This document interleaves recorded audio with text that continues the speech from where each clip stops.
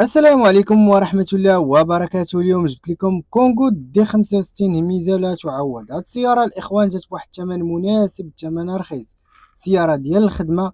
الناس اللي كيتواصلوا معايا عن طريق الواتساب وتيطلبوا ليا شي سيارة ديال العمل تكون رخيصة، فاليوم جبت لكم الإخوان هاد الكونغو دي 65 موديل 2001 7 ديال الخيل.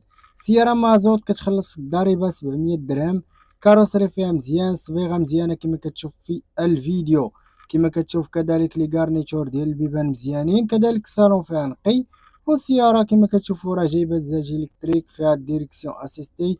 الوريقات فيها خالصين، كلشي فيها مريقل. كما كتشوف اخويا الطابلو ديالها باقي مزيان، ما كاين لا ضرب لا حتى شي حاجه.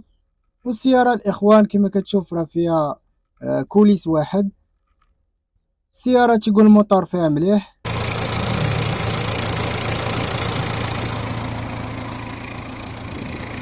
كما سمعتوا الاخوان الصوت ديال الموتور. والسياره امامكم الاخوان راه ما فيها لا ضرب لا والو.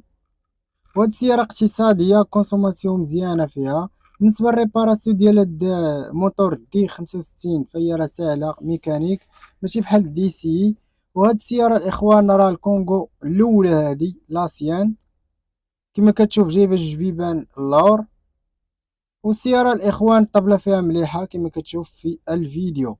وهاد السياره الاخوان راه ديال العمل، وكنرشحها الاخوان بالنسبه للناس اللي عندهم واحد البيجي اللي غادي يشري ليهم كونغو، فمن الافضل تاخذ لك كونغو على بيجو بارتنير اولا سيتروين بيرلانغو. فكونغو الاخوان مطلوبه في السوق، ما توحلش في البيع ديالها.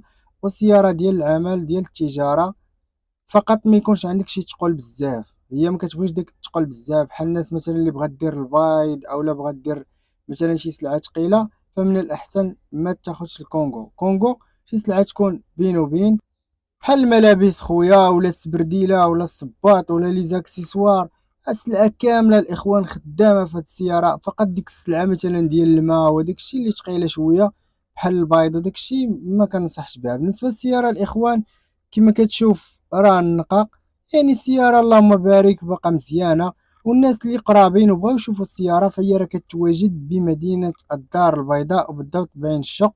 اللي بغى يشوف هاد السياره راه يتواصل مع مول السياره، غادي نخلي الرقم الهاتف ديالو في العنوان. جي خويا شوف بعينيك، شوف السياره، دي السياره لا فيزيت عجباتك دازت لك، الله يسخر لك خويا. الثمن اللي جات به 4 ديال المليون و300، يعني 4 المليون و60 الف ريال. فهو ثمن مناسب في هاد السياره. فقط تفاهم مع مولاها، راه اكيد غادي ينقص لك شويه. تواصل معاه، الله يسخر الجميع. ما تنساوناش بواحد لايك وبارطاج باش دائما الاخوان نبقاو نجيب لكم جديد. شكرا لكم، إلى اللقاء.